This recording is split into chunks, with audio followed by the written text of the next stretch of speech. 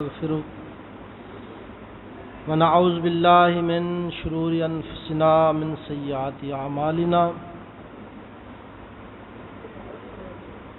قال الله تبارك وتعالى في القرآن المجيد والفرقان الحميد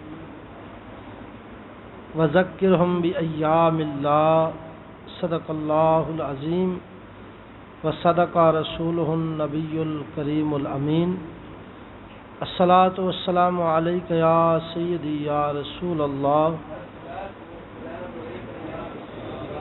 وعلى آلك وأصحابك يا سيدي يا نور الله.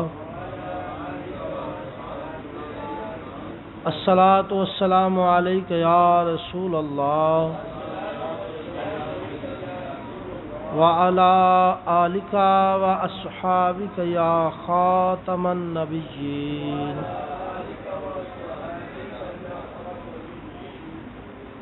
اللہ رب ذوالجلال جل مجد الکریم کا شکر ہے کہ اس نے آج کی اس بابرکت محفل کے اندر ہم سب کو جمع فرمایا. رب ذوالجلال جل مجد الکریم آپ کی میری ہم سب کی حاضری اپنی پاک بارگاہ میں قبول و منظور فرمائے. محفل کا عنوان سن کر ایک دلی خوشی ہوئی. جہاں پہ یہ ماہانہ محفل 11ویں شریف کے حوالہ سے اس کے ساتھ ساتھ شہدائے آزادی پاکستان کے نام سے بھی یہ محفل منسوب ہے. ہمارے یہ جتنے مہمان آئے دل کے اتھاہ گہرائیوں سے خوش آمدید کا نذرانہ پیش کرتا ہوں.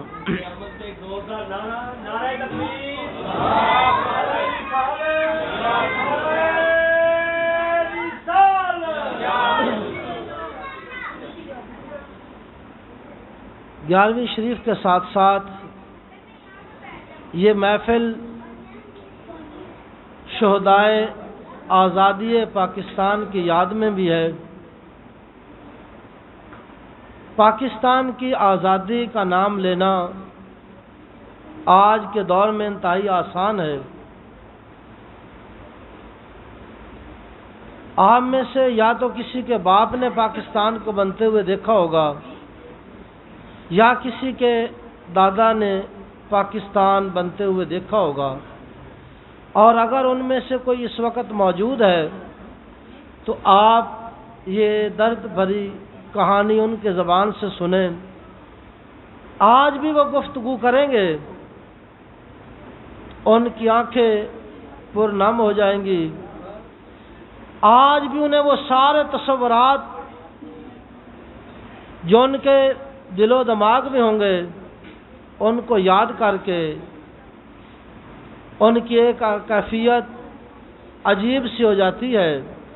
اور اگر ہم ان سے پوچھیں کہ کیا وجہ ہے کہ جب بھی ہم آزادی پاکستان کا نام لیتے ہیں، جب بھی پاکستان کی آزادی کی بات کرتے ہیں، تو آپ کے چہرے پہ ایک عجیب سی کیفیت آ جاتی ہے، آنکھوں میں آنسو جاری ہو جاتے ہیں. اس کی وجہ کیا ہے؟ وہ کہتے ہیں بیٹا اس وقت تم تو صرف نام لیتے ہو، اس وقت پاکستان کا نام لینا کتنا مشکل ہو چکا تھا.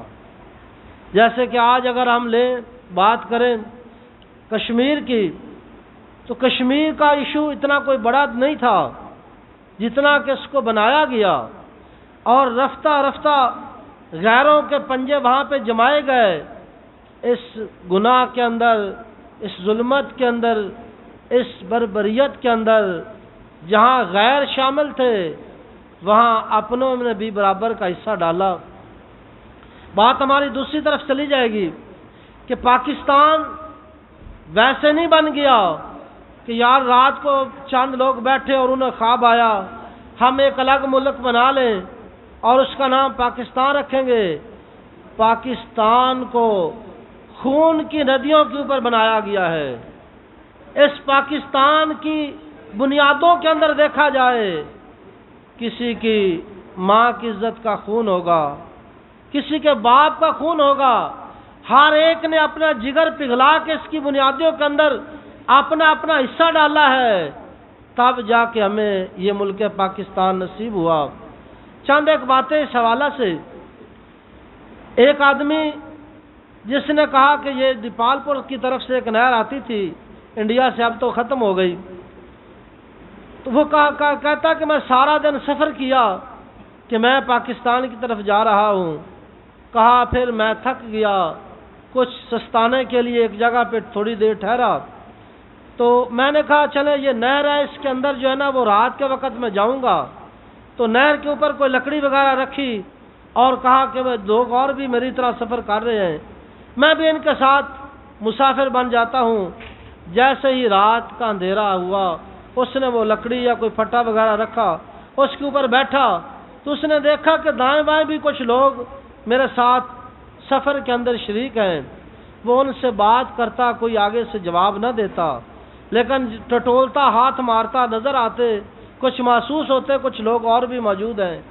لیکن وہ بندہ آخر میں بتاتا ہے، جب کچھ مجھے محسوس ہوا کہ موسم صبح کا تو پھٹ رہی ہے، سورج طلوع ہونے کے قریب ہے، کہا جب میں نے دیکھا میرے سوا نہر کے اندر یا تو پانی تھا یا مسلمان مردوں، خواتین اور بچوں کی لاشیں تھیں۔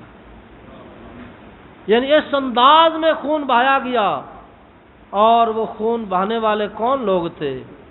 یہ خون جتنا بہایا گیا، یہ برابر کے سکھ اور ہندو اور عیسائی اس کے اندر برابر کے شریک ہیں، اور اس میں جو بڑا آغاز کیا گیا تھا، سب سے پہلے خون بہانے کا کام کیا تھا، وہ سکھوں نے کام کیا تھا مسلمانوں کے خون بہانے کا۔ اور آج اتنا کچھ ہونے کے باوجود ہماری عزتوں کو تار تار کیا گیا، مال و اسباب کو لوٹ لیا گیا، مرد و خواتین کو جناب وہ ذبح کر دیا گیا۔ لیکن آج بھی اگر دیکھتے ہیں ہر سطح پر، تو جناب وہ سکھوں کے ساتھ اور ہندوؤں کے ساتھ ہمارے لوگ برابر کی ہمدردی کرتے ہوئے نظر آتے ہیں۔ میں نے کہا کاش تجھے پتہ چل جاتا کہ میری ماں کے ساتھ ان سکھوں نے کیا سلوک کیا، میرے باپ کے ساتھ کیا سلوک کیا، اور آج ان سکھوں کا نام لیتے ہوئے تیرے رونگٹے نہ کھڑے ہو جاتے۔ غیرت کا جنازہ نہیں اس وقت نکلتا جب مسلمان ان لوگوں کو اتنا بڑا پروٹوکول دیتے ہیں، جنہوں نے مسلمانوں کے، بلکہ وہ تاریخ کے اندر یہ بھی ملتا ہے کہ ہندو اور سکھ ایک جگہ پر جناب بڑا مجمع لگا کے وہ ناچ رہے تھے۔ کسی نے پوچھا یہ کیوں ناچ رہے ہو، یہ کس چیز کے اوپر رقص کر رہے ہیں؟ تو جب دیکھا گیا تو ان لوگوں کے پاؤں خون سے لت پت تھے، جہاں وہ ناچ رہے تھے، وہ رقص کر رہے تھے۔ دیکھا گیا تو مسلمان خواتین کی چھاتیوں کے اوپر ان کو کاٹا گیا اور اس کا ڈھیر لگایا گیا، اور اس کے اوپر یہ لوگ بدماشیاں جگا رہے تھے۔ جن لوگوں نے اتنا بڑا خون کیا، ہمیں تو یہ دیکھ کر، ہمیں یہ سن کر رونگٹے کھڑے ہو جاتے ہیں۔ یار مسلمانوں نے پاکستان اس لیے حاصل نہیں کیا کہ ہم موٹر سائیکل کے سلنسر نکال لیں، یہ آزادی بنائی، یہ کون سی آزادی ہے؟ وہ باجا بجایا، اب تو ویسے ہر بندے کا اس بجلی نے باجا بجا دیا ہے، اب بھی کوئی باجے بجانے کی ضرورت پیش آئی ہے نہیں، ابھی بجا اس بل کے اندر آ کر قوم پوری کا باجا ایک بج چکا ہے، اور بجانے والے لوگ وہ مختلف رنگیلوں کی صورت میں آتے ہیں، کوئی کسی انداز میں آتا ہے تو کوئی کسی انداز میں آتا ہے، اور ان لوگوں نے اس ملک کو جیسے کرایہ دار اس گھر کا خیال کرتا ہے، شاید اتنا خیال ان حکمرانوں نے ہمارے ملک کا نہیں کیا۔ انہیں پتہ ہے کرایہ دار کہتا ہے اچھا آج یہاں پر ہوں، کل اس کو چھوڑ کے اگلے گھر چلا جاؤں گا، پرسوں اگلے گھر چلا جاؤں گا، اس کو اس کی بنیادوں سے، اس کی تا دیر عمارت سے کوئی تعلق نہیں ہوتا، کوئی سروکار نہیں ہوتا۔ لیکن جس کا اپنا گھر ہو، جس نے خون پسینے کی کمائی سے بنایا ہو، فکر تو اس باپ کو ہوتا ہے کہ میں نے ساری زندگی کی جمع پونجی لگا کے اس عمارت کو کھڑا کیا ہے۔ وہ کسی نے بڑے اچھے انداز میں کہا تھا، کون سمجھائے اہل سیاست کو ریاض، کون سمجھائے اہل سیاست کو ریاض بوسیدہ صحیح، گھر تو اپنا ہے، یہ ملک ہمارا اپنا ہے، ہم نے اس کو سنوارنا ہے۔ کس انداز میں سنوارنا ہے؟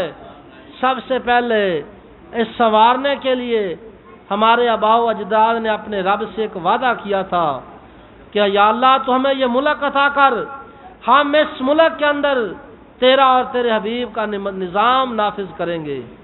ہمارے آباء و اجداد نے رب سے وعدہ کیا تھا اور جتنا وہ کچھ کر سکے انہوں نے اس ملک کے لیے کیا، لیکن ان کا وعدہ رب سے کیا ہوا، ہم مال و دولت کے تو وارث بن گئے، ہم ان کے دوسری چیزوں کے تو وارث بن گئے، لیکن ہمارے باپ دادا نے یہ جو وعدہ کیا تھا رب سے تو ہمیں ملک عطا کرے گا، ہم اس کے اندر نظام مصطفیٰ کا نفاذ کریں گے۔ اب وہ آپ کی اور میری ذمہ داری ہے کہ ہم اس ملک کے اندر نظام مصطفیٰ صلی اللہ علیہ وآلہ وسلم کیسے نافذ کریں گے۔ ہر بندہ اپنی اپنی صلاحیت کے مطابق کام کرے گا تو یہ کام اتنا مشکل نہیں۔ وہ کسی نے کہا تھا لائے ہیں طوفان سے کشتی نکال کر، جب پاکستان بنا تو یہ کہہ دیا گیا کہ یہ کوئی عام چیز نہیں بلکہ لائے ہیں طوفان سے کشتی نکال کر، میرے بچوں اسے رکھنا سنبھال کر۔ اب انہوں نے کس انداز میں کہا کہ اس کو سنبھال کے رکھنا ہے، اس کے در و دیوار کا خیال کرنا ہے، اس کی عمارت کا خیال کرنا ہے، اس کے جغرافیائی اور نظریاتی سرحدوں کی حفاظت کرنی ہے۔ لیکن بدقسمتی سے ہمارے اوپر ایسے لوگ مسلط ہو گئے جو خود ہی اس کی بنیادوں میں بھی نقب زنی کر رہے ہیں، اس کے نظریات کے ساتھ بھی کھلواڑ کر رہے ہیں، اور اس کی جغرافیائی سرحدوں کے ساتھ جو انہوں نے حشر کیا ہے وہ دنیا کے سامنے ہے۔ پاکستان کی اہمیت کی بات کر کے آگے ہم چلتے ہیں۔ ایک آدمی جو لاہور کا ہی تھا، نام تو اس کا محمد اقبال تھا، اس بندے کو یہ ذمہ داری سونپی گئی کہ تم چلے جاؤ بارڈر کے اوپر اور جو لوگ وہاں پہ آئیں انہیں خوش آمدید کہو، ویلکم کرو، انہوں کو عزت افزائی کرو۔ تو وہ وہاں پہ گیا، وہ کہتا ہے کہ مجھے ایک بات تو بڑی یاد ہے کہ ایک آدمی جس کے پھٹے ہوئے کپڑے تھے اور مسلسل سفر کرنے کی وجہ سے پاؤں بھی سوج چکے تھے اور اس کے اندر آبلے پڑنے کی وجہ سے پاؤں سے خون بھی رسنا شروع ہو گیا تھا۔ کہا وہ خود تھا، اس کے ساتھ ایک بچہ تھا، کبھی وہ بچے کو اٹھاتا کبھی اس کو ساتھ ساتھ چلاتا، کہ جب وہ وہاں پہ پہنچا ہے اس اقبال نامی شخص سے پوچھا پتر پاکستان کتنا دور ہے؟ اس نے بتایا بابا جی مبارک ہو آپ پاکستان کے اندر آ گئے ہیں۔ تو اس بندے نے ایک لمبی آہ بھری اور رب کے ہاں سر بسجود ہو گیا اور یہ کہا یا اللہ تیرا کتنا بڑا شکر ہے کہ تو نے مجھے ایک آزاد ملک کے اندر بھیج دیا ہے، اب یہی میری زندگی کی آخری خواہش تھی جو تو نے پوری کی ہے۔ کہا بس اس کے یہ الفاظ تھے، سر سجدے کی حالت میں تھا، اور کہا وہ اقبال کہتا ہے میں نے دیکھا بابا خاموش ہو گیا، جب میں نے اس کو حرکت دی تو وہ زمین پہ گر چکا تھا، وہ سجدے سے ہی گر گیا، سجدے کی حالت میں ہی روح جسم سے پرواز کر گئی۔ یا تو اس بندے کی یہ بات ملتی ہے یا ہماری تحریک خلافت کے بانی حضرت مولانا محمد علی جوہر رحمۃ اللہ علیہ جب آپ گول میز کانفرنس کے اندر لندن میں پہنچتے ہیں تو آپ نے بھی آزادی پاکستان کی بات کی، آزاد ملک کی بات کی، تو اس وقت بھی آپ کا صورتحال بیماری کے عالم میں تھے۔ بیماری کی حالت یہ تھی کہ آپ کو چارپائی پر اس گول میز کانفرنس کے اندر لایا گیا۔ جب آپ وہاں پہ پہنچتے ہیں آپ اپنا بیان شروع کرتے ہیں تو رونگٹے کھڑے ہو جاتے ہیں۔ آپ نے کہا کہ میں تمہارے آزاد ملک کے اندر ایک غلام ملک سے آزادی کی بھیک لینے کے لیے آیا ہوں، یا تو مجھے آزادی کی بھیک دے دو یا پھر اس غلام ملک کی بنسبت اس آزاد ملک پر میں اپنی زندگی پر موت کو ترجیح دیتا ہوں۔ یہ الفاظ سے ان کی زبان پر روح جسم سے پرواز کر گئی۔ اس لیے اس ملک کی ساتھ کھلواڑ نہیں کرنا، بلکہ جتنی اپنے رب ذوالجلال نے صلاحیتیں دی ہیں اس ملک کے ساتھ پیار محبت جیسے نبی کریم صلی اللہ علیہ وآلہ وسلم جب مکہ کو چھوڑنے لگے تو سرکار بیت اللہ سے مخاطب ہوئے اور فرمایا میرا دل تو نہیں چاہتا تھا کہ تجھ سے جدا ہو جاؤں، لیکن تیرے فرزند مجھے یہاں جینے نہیں دیتے۔ ہمارے ان آباء و اجداد نے کتنی بڑی ہجرت کی، دنیا کے اندر اتنی بڑی ہجرت کا واقعہ کہیں بھی نہیں ملتا جتنی بڑی ہجرت کر کے لوگ یہاں پہنچے۔ اللہ رب ذوالجلال جنہوں نے جو جو خدمات اس ملک کے لیے پیش کی، رب ذوالجلال سب کو بے پناہ برکت عطا فرمائے۔ اللہ ہم سب کی حاضری اپنی پاک بارگاہ میں قبول فرمائے، آمین بجاہ نبی الکریم الامین۔